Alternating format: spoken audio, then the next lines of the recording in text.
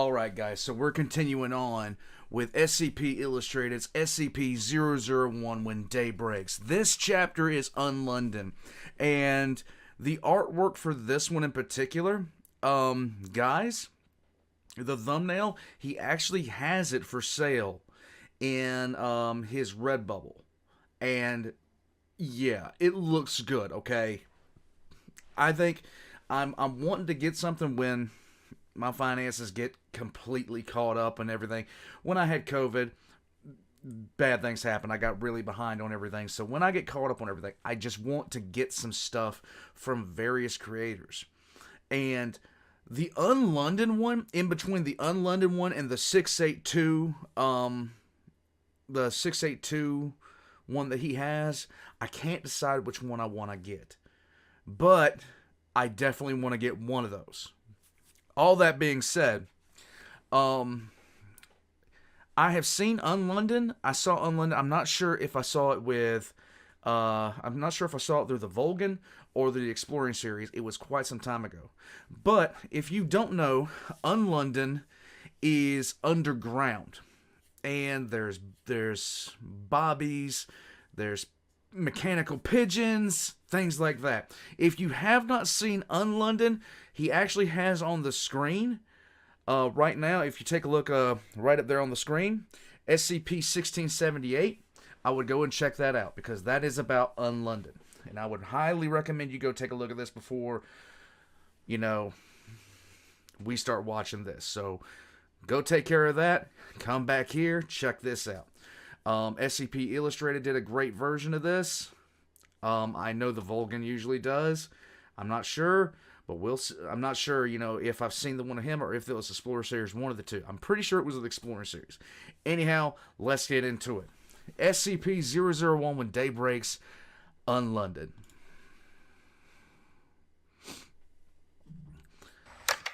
Creepy ass stuff. Let's go. Good day everyone and welcome back to SCP Illustrated, entry log 93. Today is an exciting day. We are going to be revisiting an old SCP-001 entry, namely When Day Breaks.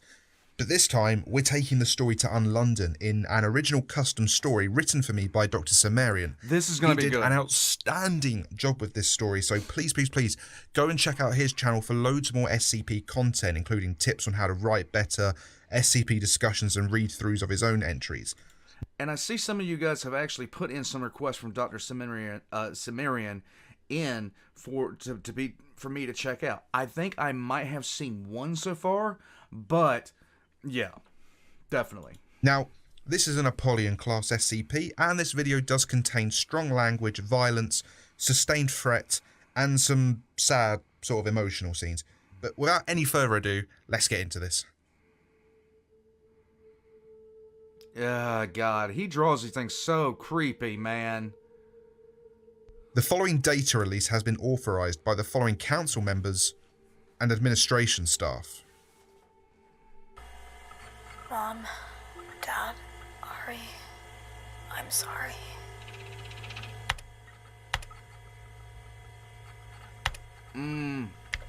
Whoa. Oh my God, this looks cool. SK class, end of the world scenario in effect. Oh, wow. Site 11's in lockdown. Site 13 is gone. Site 19 is offline. That means the plague doctor's somewhere around. Lockdown. Site 46 is going to be listed as offline. Oh my God. So many. Like Site 98, Site 59, 65, 66, 27, 21, and Site 17 is in a breach. Oh my God.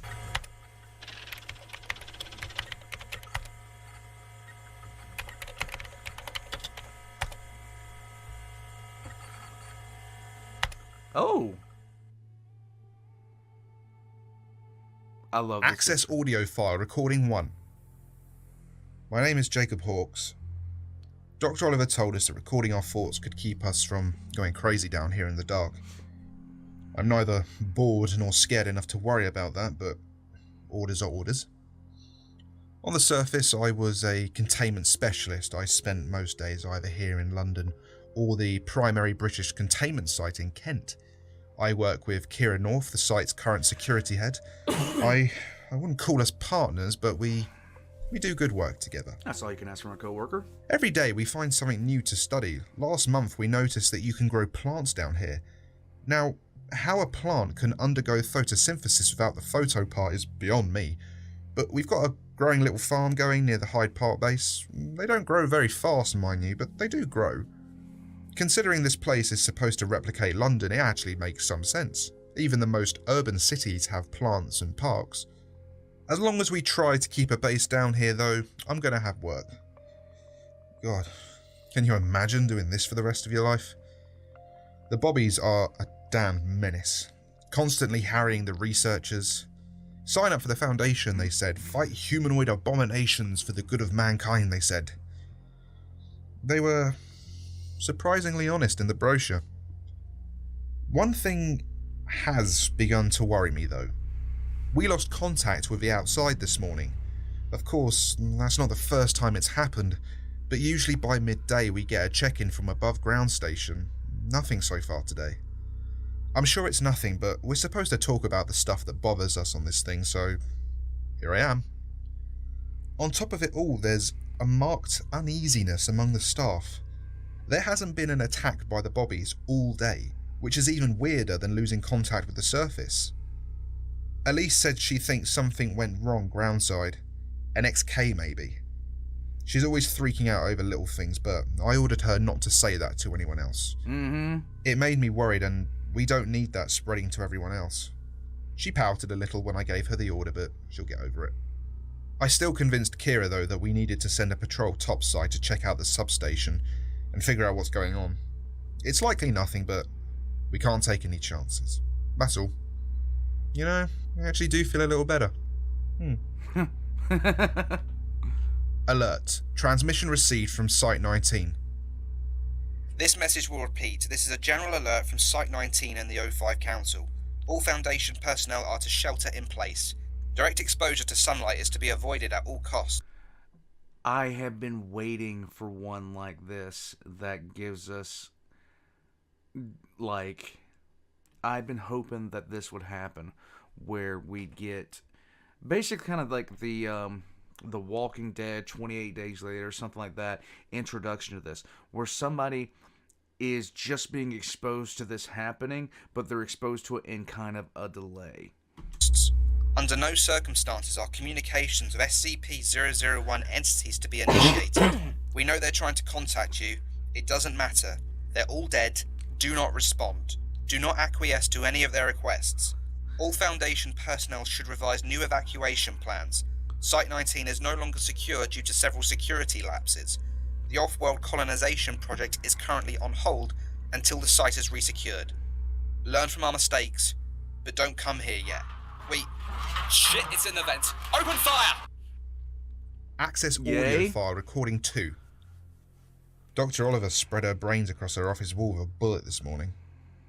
You'd have thought that the bosses would have changed their minds about the whole solo therapy thing, but apparently it's still in the rules. Turns out, I had the dumb luck of being in Unlondon when the sun went wrong. There's no confusion about what is happening, just the whys. If you spend any amount of time in the sunlight, you start to melt. Spend long enough, and there's no turning back. God, that really is the new normal. All the people on the radio say the same thing. Nothing's wrong. Come out and see the sun. James's wife came on the radio today and begged him to come up. We had to hold him back, but I don't think it matters anymore. I watched half my team go out last night and melt in the moonlight. This morning they came back and asked us to let them in. I wouldn't be surprised if James ate a bullet before the dates. The welcome message. I gotta go. Something's coming down the stairs. Nope. My fellow citizens, if you're hearing this, then the world as we knew it has finished. The sun has broken, the ground heaves with the tramp of terrible feet, and all the horror and madness have broken free to exact their vengeance on the world of men. Those who sought to contain it are killed or scattered. We soon learn that to attempt to fight these creatures is almost invariably to face one's death. Billions have been transformed into monstrous abominations, and there was nothing we could do to stop them. Evil has raised its bloody flag upon all nations of the world and crowed its unholy victory to the broken sun. Yes, this is the end. But there is a new hope. Welcome to Unlondon, a city of the survivors, a city of the free. Together, fellow citizen, we will wait and prepare for the new beginning, the grand new world that is soon to come. Let the world above burn, we will endure. Let the monsters have their world, we will prepare. And let the ground tremble with a new Armageddon as evil consumes itself. For I tell you, citizen, upon the day of the ruination of man, their insatiable appetites will turn them against one another in their endless lust for death. We will wait. And I tell you, citizen, that there will be a new dawn. Oh my and you will God. emerge from Unlondon, blinking in the light of an uncorrupted sun, as our children play and laugh in the bones of horrors long dead. And we will walk, hand in hand to the sea, our faces skywards as that rising sun ushers in the new age of man. And you will gather, citizen, at my feet, as I summon Unlondon from its rest, and it shall burst, phoenix-like from the ashes of the old. And on that day, citizen, there shall be a new order, as we raise our flag over the entire world. I welcome you to Unlondon, the last city, and the first. Access audio file recording Wow. 3. James, it's Amelia. I'm not sick anymore. I was at the doctor's office when the light changed us all. Now there's no sickness. I don't know if you can hear me, but you should come upstairs. It's so beautiful here. Oh my God. There's no more hunger, no more war, no more suffering. We all are linked together in harmony, in peace. Your mother is here. Your father too. All of us are waiting for you, James. No. Remember when you proposed? Okay, look. You want to know what's most terrifying about this whole thing? I know this thing's evil because the only time my wife ever calls me by my first name is when some serious stuff is about to go down, okay? Look, I know evil when I hear it. This thing's evil. I'm just saying. The sun's at the beach in Botany Bay. The whole world was on pause while you got down on one knee and told me you loved me. You told me you didn't want to live without me, James. Were you lying? James, we miss you so much. The doctor said it was going to be a little boy. Come back to us, James. It's so beautiful here. No. Stop. Access audio file recording 4. No more of that. No more. Well, shut up then. Because if we don't record something, no one's going to know what the fuck happened. Look, I'm doing this. Keep an eye out and don't let them see you. We lost. Hard. After the attack on the entryway, we fell back to the Hyde Park tent city. It was a beautiful little community of the stuffiest men and women you'd ever met.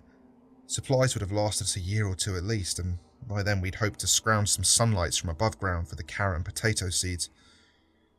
Before things went tits up, for a second time anyway. Uh-huh. We all got about 4 hours of sleep before we woke up screaming, all of us. I remember dreaming about this giant eye looking at me across an endless horizon. It was angry, disappointed. It was so hot. I was trying to breathe and it burned my lungs. Suddenly my clothes caught on fire. I didn't die or even pass out. My skin started to bubble and melt and the eye looked satisfied. Lovely. And that's when I noticed the thing had eyebrows. How I missed that before, I don't know, but then it was a face. And then a hand came at me from across the horizon and a flock of pigeons came from behind me and let out this terrible scream. They attacked the hand, pecking at it until it was nothing but bone, but it still kept coming. It scooped up the puddle that was me and brought me to its mouth, and then I woke up. Sounds I pleasant. think the city was trying to warn us. I don't know how this place works, but those stupid pigeon eye things were going crazy in the air above us. They could see it coming even though we couldn't. The men we lost last night knew everything about our defences, and there's a flood of flesh pouring down the stairs now, spreading its way across the city. I don't know how many people made it out of Hyde Park, but it wasn't many. James's leg's a mess, and Elise is out of breath. The only one keeping things together is Kira, and she kind of wants to leave the other two behind. I told her we needed to record another message, and she gave me a look like I was going crazy. Little bit. Maybe I am. But I'm not leaving Elise behind, and if we kept running, those things would have gotten her. I don't know what we can do for James, but we're trying. The bleeding stopped at least. When the attack came, our perimeter defences didn't trigger, but thankfully we were already away. I love how he draws these. It's just so creepy. God! We opened fire, but I'm not sure what we thought was going to be accomplished by shooting a giant wave of flesh. It rolled over everything and everyone who didn't run. Kira thinks if we could burn it, we could do some damage, but where the fuck are we going to get fuel down here? The only positive to all of this is that the bobbies were fighting on our side. Fat lot of good they did. I thought we were dead, but the speaker crackled to life, and that same damn voice as always told us we could find refuge in Parliament. So we're going there now. Shit. Get James, we've got to move. I hope this isn't the end of our story. Access audio file recording 5. This city was meant to be a shining beacon in the This is the artwork I was talking about. dark against the fall of the world of men. You mock it. You destroy all that lives and turn it into more of yourself. I give you this one warning. Go back to your corrupted son. There is nothing to be found here but darkness, and your light has no power here. Burn and answer for your crimes, abominations. I cast you into perdition's flame. I love it.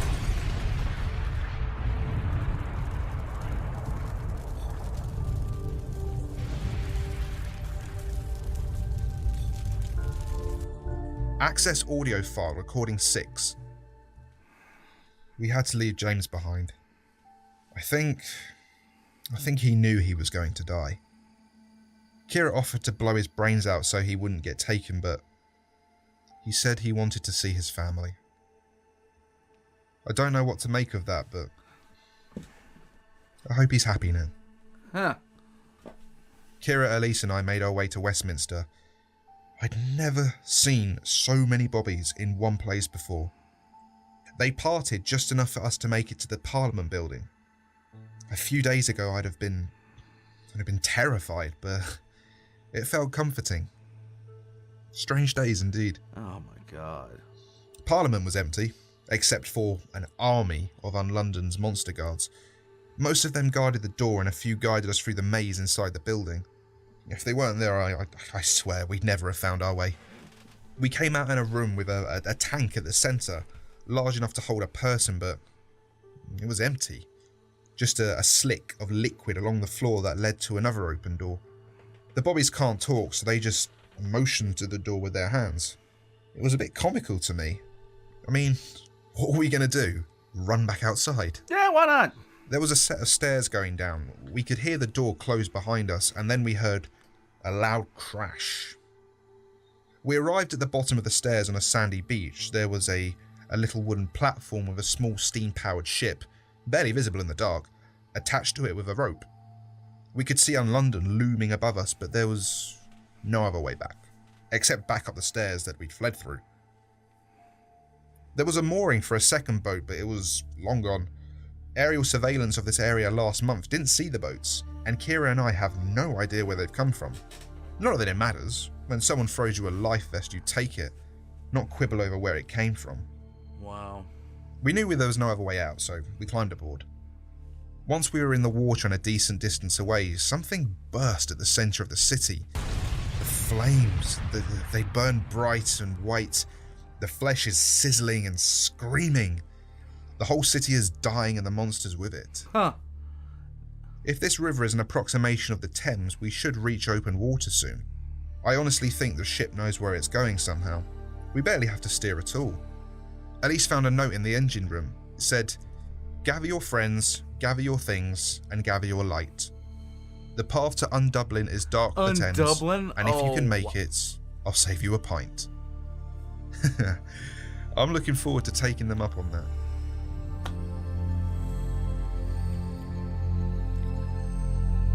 Oh my god, this was outstanding.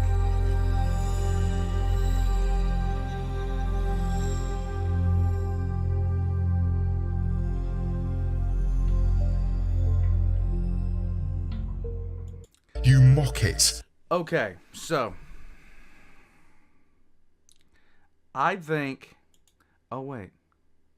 Okay, so these are the posters and prints that he has on his merch store. Now, the one in the upper left, that's the one that I'm looking at. I want that. That looks so awesome. Okay, if I could pick a single thing from this series as I know it so far, or any versus, like an SCP versus an SCP, I would choose this as kind of a representation. Well, this as a representation, the one in the upper left-hand corner, because just look at it. This is it's great. I love it. I want it.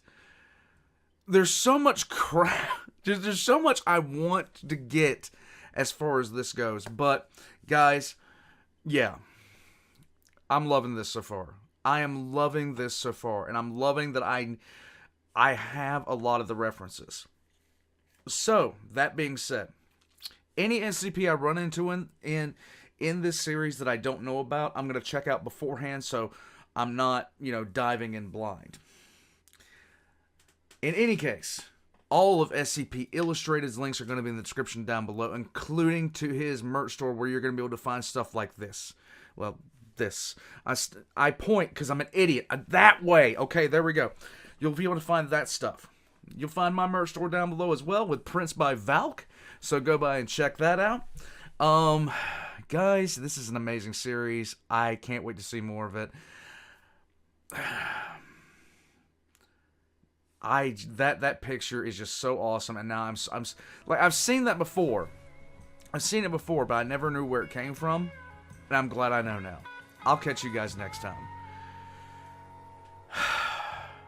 What's next?